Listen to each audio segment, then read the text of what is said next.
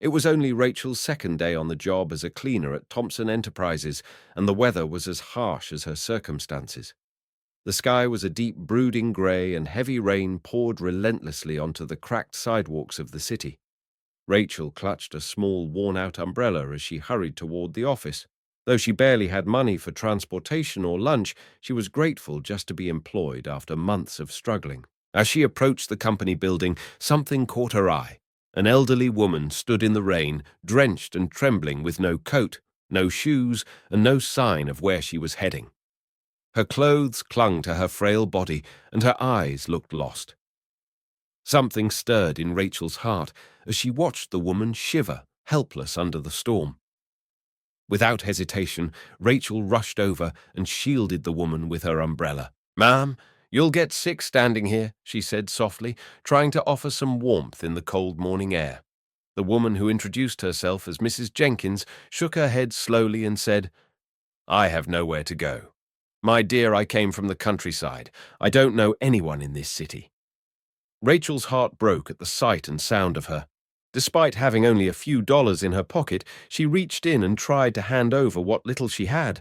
But Mrs. Jenkins refused the money with quiet dignity. Rachel paused, then smiled warmly and said, "Come with me. I'm going to work. You can stay with me at the office just until we figure something out." The older woman's eyes filled with tears, and she nodded in silent gratitude. Together they walked under the umbrella, two strangers bound by compassion. When they reached the office, Rachel found a small dry corner near the supply room for Mrs. Jenkins to sit and rest. She offered her a towel from the janitor's closet to dry off, then reassured her, "Don't worry, I'll be on break soon. We'll get you something warm to eat." Mrs. Jenkins smiled weakly and thanked her, her voice barely above a whisper. From her corner, she quietly observed Rachel working. There was something touching about the young woman's energy and care. Rachel had so little herself, yet was so willing to give. It wasn't about charity, it was about human dignity. Even in silence, Mrs. Jenkins felt comforted by Rachel's presence, but peace is often short-lived in places where arrogance sits comfortably. Just after Rachel left for her break, the office door swung open with a click-clack of expensive heels. Vanessa strolled in with her usual air of entitlement. She was the fiancée of Daniel Thompson, the company's CEO, and she loved making unexpected appearances just to flaunt her upcoming position of power. Dressed in a designer coat and perfectly styled hair, Vanessa's sharp eyes scanned the room. The moment she spotted Mrs. Jenkins sitting humbly in the corner, her face twisted with disgust. "Who let this filthy beggar in here?" she snapped loud enough for every staff member to hear. Her words, cold and piercing, caused heads to turn. Mrs. Jenkins looked up, confused but calm. "Please, my child, don't be angry," she said softly. "I will leave." But Vanessa wasn't interested in civility. "You better," she sneered. "This is my fiancé's company, not a shelter for vagrants. Get out now." Her voice echoed across the room like a whip. The older woman's eyes filled with shame, and she rose to her feet, slowly, her body stiff from the cold. She didn't argue. She didn't defend herself. With all the dignity she could muster, she simply walked out the front door as Vanessa turned her back with a satisfied smirk. Not one person dared to speak up. Meanwhile, Rachel was hurrying back from a nearby grocery store, a small bag of bread and soup in hand. She was eager to share the meal with Mrs. Jenkins, only to find her no longer in the building. Panic set in. Then just outside the gate, she saw the elderly woman standing quietly in the rain, once again this time without even the umbrella Rachel had given her. "What happened?" Rachel asked breathlessly. Mrs. Jenkins looked at her with saddened eyes. A woman came. She said I didn't belong here, that I was dirty and poor. Rage surged through Rachel's chest. She clenched her fists and stormed back inside the office, determined to find out who had treated the kind woman so cruelly. In that moment, she knew kindness might be quiet, but it had a powerful voice, and she was going to use hers. As soon as Rachel spotted Mrs. Jenkins standing silently outside the office gate, drenched once more and looking utterly defeated, her heart dropped. The bag of food she had just bought nearly slipped from her hands. Rushing forward, Rachel placed a gentle hand on the elderly woman's shoulder and asked Mrs. Jenkins, "What are you doing out here? Why didn't you wait inside?" Mrs. Jenkins looked at her with weary eyes and whispered, "A young lady came in. She said I didn't belong there. She called me dirty, said I had no place in your office." The sadness in her voice pierced Rachel's chest like a blade. She said her name was Vanessa. She claimed she's the CEO's fiancée. Rachel's expression hardened. The very idea that someone would treat a harmless elderly woman with such cruelty was infuriating. Without hesitation, she turned back toward the office, determination burning in her eyes. When Rachel stormed back into the building, she saw Vanessa lounging on an office chair as if she owned the entire company.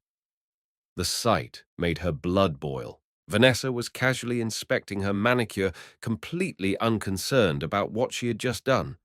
Rachel marched straight up to her, her voice sharp and unwavering.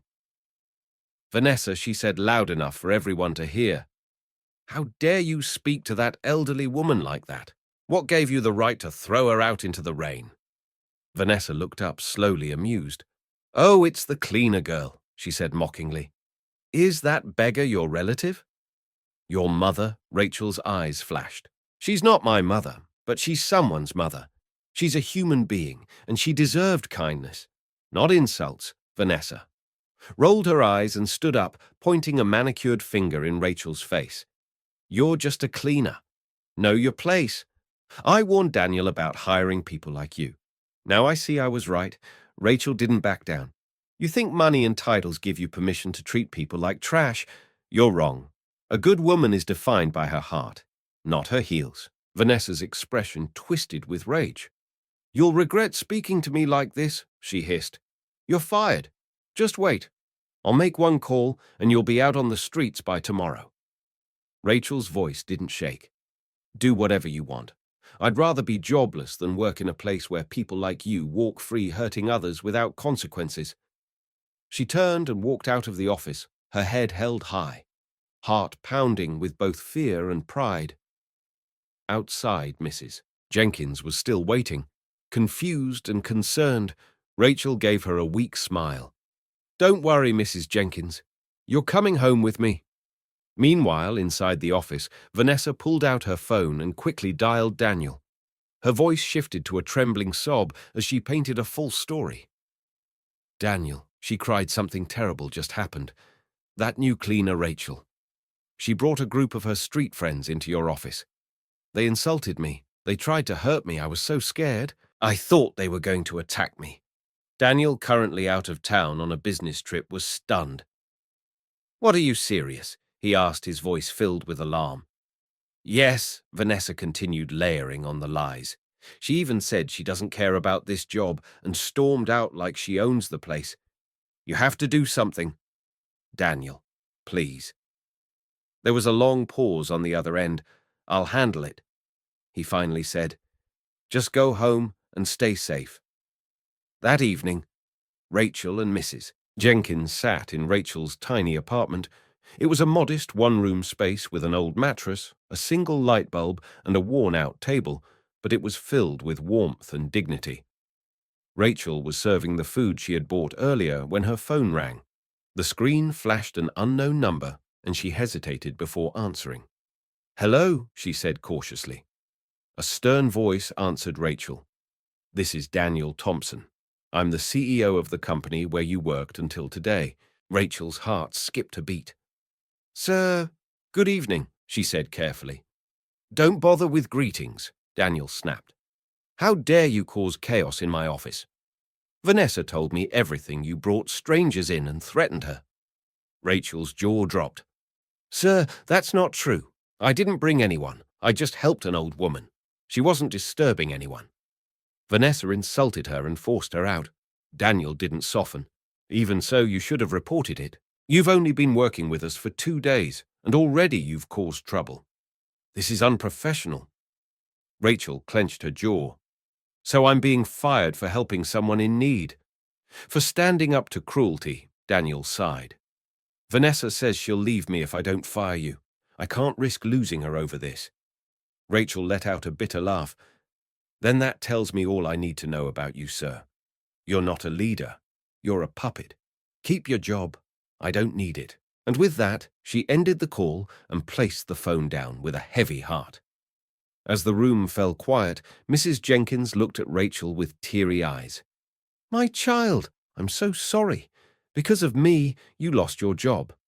Rachel shook her head. "No, Mrs. Jenkins, I lost my job because someone couldn't handle the truth. If I had to choose between standing up for you or staying silent to keep a paycheck, I'd choose you every time." Her voice was steady, but her future was now uncertain. She had bills to pay and barely enough savings to last the week. Still, as she looked across the room at the woman she had stood up for, she knew she had done the right thing. And sometimes doing the right thing meant walking through fire with your head high.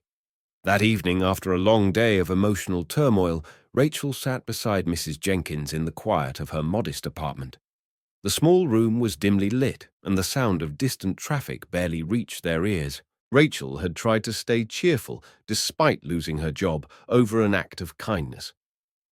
She served Mrs. Jenkins a warm meal and sat on the edge of her mattress with a sigh. As they ate, Mrs. Jenkins watched her intently, her wrinkled hands folded neatly in her lap. Then, without warning, she placed a gentle hand over Rachel's and said, "My dear, there's something important I need to tell you." Rachel looked up curiously. "What is it, ma'am?" she asked, not expecting what was about to follow. Mrs. Jenkins smiled faintly. "The man who fired you, Daniel Thompson, is my son. I came to this city to test the woman he planned to marry, but instead I found you."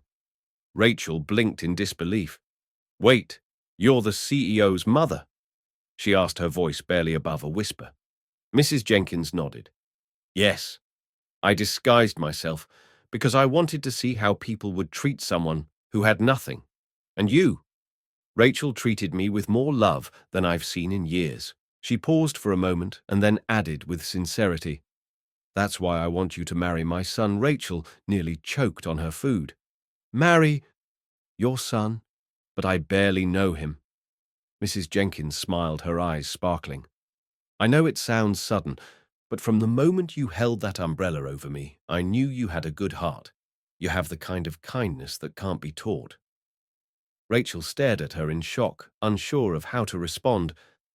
"Let's just say," Mrs. Jenkins added warmly, "I believe you're the kind of woman who could truly love someone for who they are not, for what they have." Meanwhile, in a different part of the city, Daniel was alone in his penthouse, his mind restless and heavy with regret. After his phone call with Rachel, he had expected to feel relief, thinking the issue was resolved, but instead an unfamiliar guilt gnawed at his conscience. Something didn't sit right. He replayed the conversation in his mind, and the more he thought about it, the more he realized how blindly he had trusted Vanessa. Later that night, Mrs. Jenkins returned home, still wearing the same simple clothes, and Daniel was waiting at the gate. He rushed to her with concern etched on his face. "Mama, are you okay? You've been gone all day." But she didn't smile. Instead, she looked him straight in the eyes and said, "Your fiancée threw me out of your office. She called me filthy and unwanted. That girl you fired, Rachel. She was the only one who helped me. She stood up for me when everyone else turned their backs." Daniel's face darkened with shame and disbelief. He had made a mistake, and he knew it.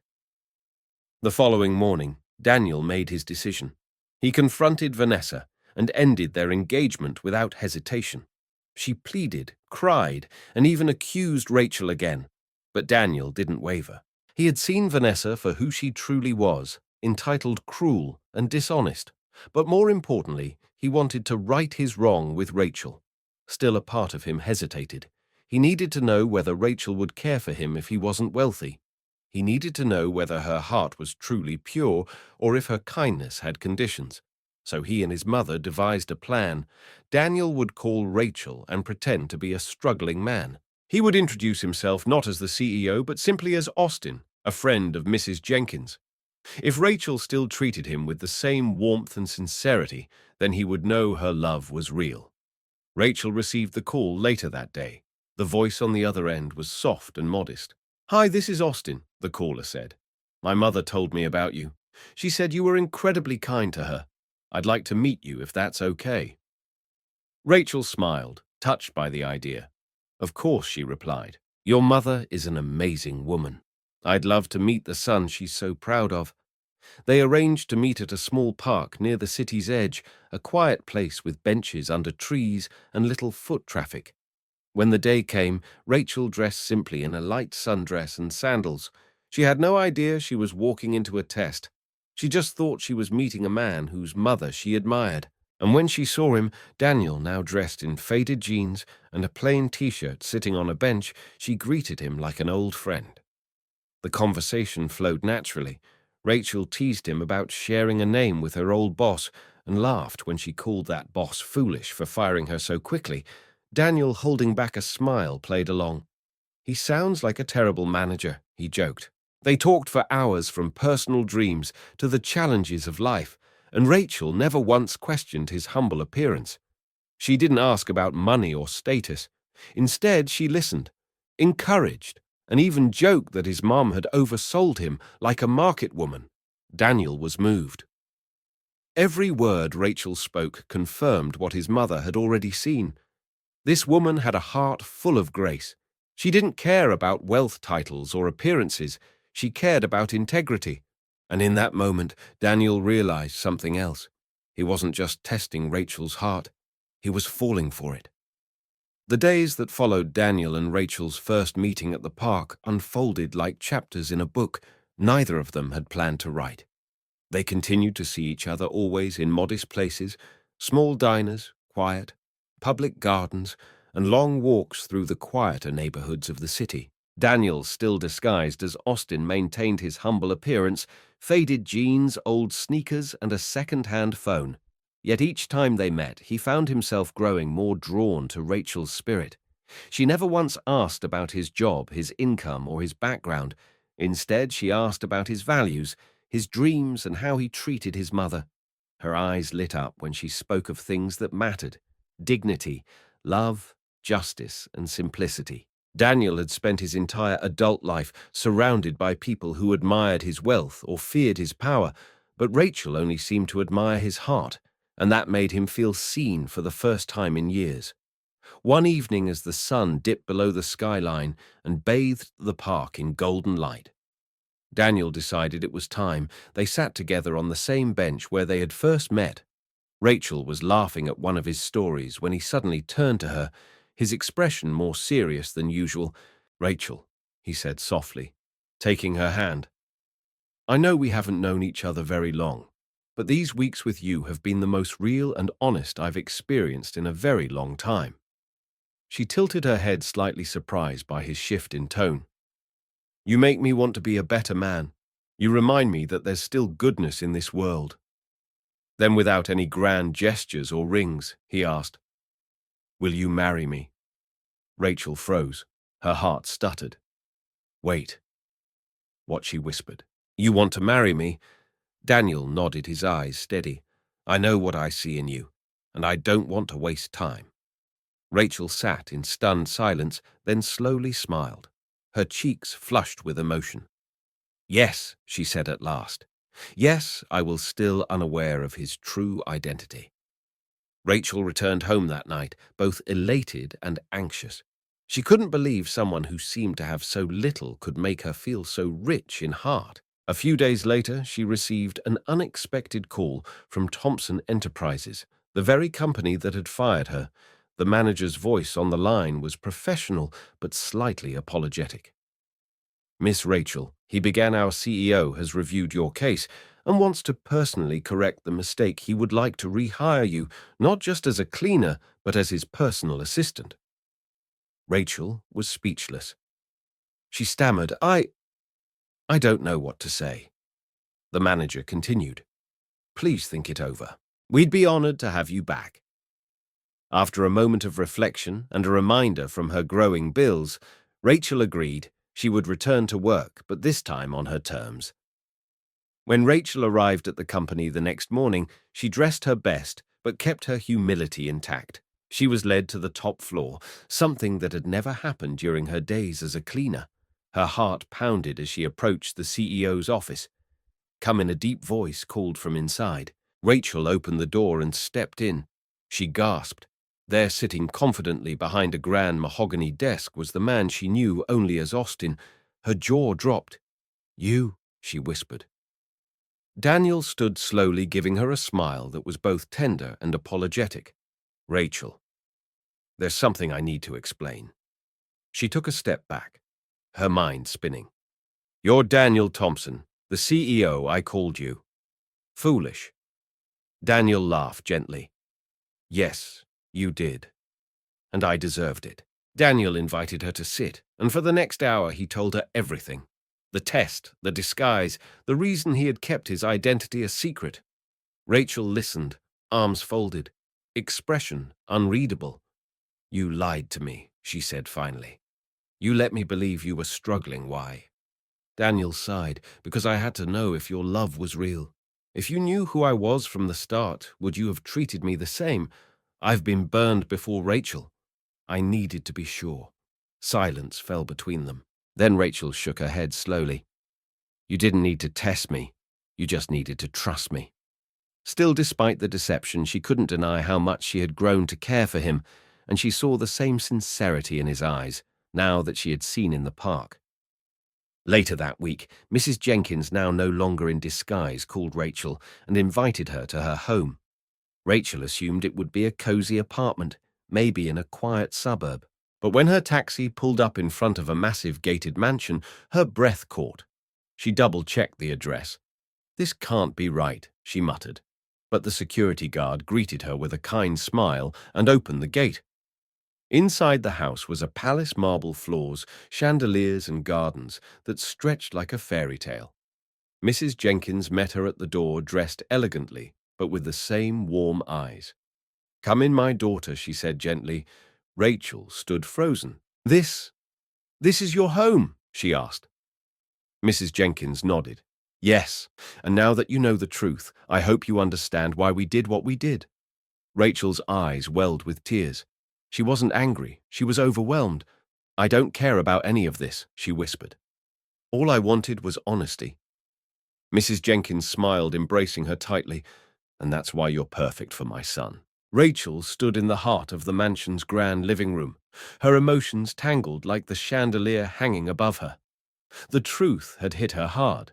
Daniel, the man she believed was a humble, struggling worker, was actually the powerful CEO who had once fired her.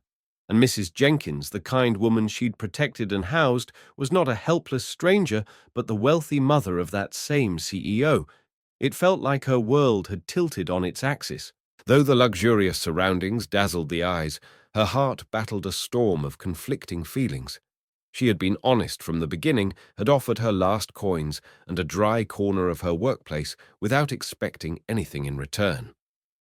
Now she realized that much of what she thought had been genuine simplicity had actually been part of a carefully orchestrated test. And yet, even through her frustration, she could not ignore the one thing that remained unchanged: her love for Daniel and the deep respect she had for Mrs. Jenkins. Sitting on the ornate velvet couch, Rachel finally turned to Mrs. Jenkins, who waited quietly nearby, her face lined with concern. "You should have told me," Rachel said softly. "You both should have trusted me enough not to test me like that." Mrs. Jenkins nodded slowly, her eyes shimmering with guilt. "You're right, my daughter, and I'm deeply sorry. But please understand, we had to be sure Daniel has been hurt before. People only saw his title and fortune, never his heart." Rachel looked down her fingers nervously, playing with the edge of her sleeve. She understood the fear behind their decision, but it still hurt. Moments later, Daniel entered the room, his expression unreadable. "Rachel," he began, his voice quiet and sincere. "I never wanted to lie to you, but I had to protect myself. I had to know if your kindness was real." Rachel met his eyes, tears gathering at the corners of hers. "You should have trusted me from the start." Daniel nodded. "I know, and I'll spend the rest of my life earning that trust back, if you'll let me." After a long pause, Rachel exhaled deeply. I forgive you, she whispered. Both of you. Not because what you did was right, but because I understand why you did it. Relief washed over Mrs. Jenkins, who clasped Rachel's hands gratefully. Daniel stepped forward and gently embraced her, the kind of hug that said more than words ever could. That evening the three of them sat together over dinner, not as test subjects or deceivers, but as a family in the making. The lies had been stripped away, and all that remained was the truth, love that had been tested by circumstance and had still endured. Rachel realized that while she had been deeply hurt, she had also been deeply loved. And sometimes love doesn't arrive in a perfect package.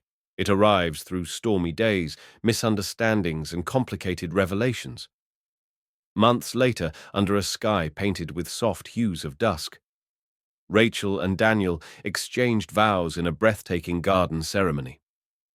The setting was elegant but humble, just as Rachel had always preferred.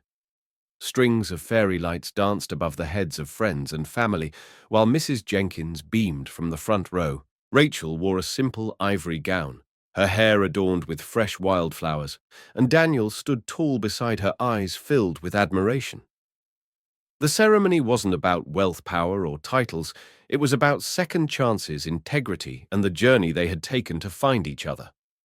As the couple said "I do," there wasn't a dry eye in sight. Guests whispered among themselves how love like this, the kind born from truth, selflessness, and forgiveness was rare and worth celebrating. In the weeks that followed their wedding, Rachel transitioned smoothly into her role as Daniel's wife and trusted partner.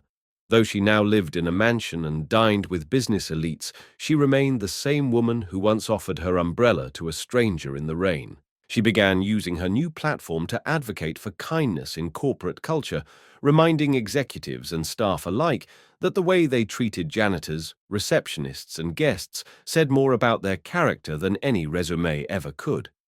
Daniel, inspired by her authenticity, adjusted company policies to better reflect the values she lived by. Together they created scholarship programs, supported local shelters, and mentored young people from underprivileged communities. Their union became more than just a love story. It became a catalyst for change, and so the story of Rachel and Daniel, once strangers divided by wealth and identity, became a symbol of love's resilience and the profound power of humility.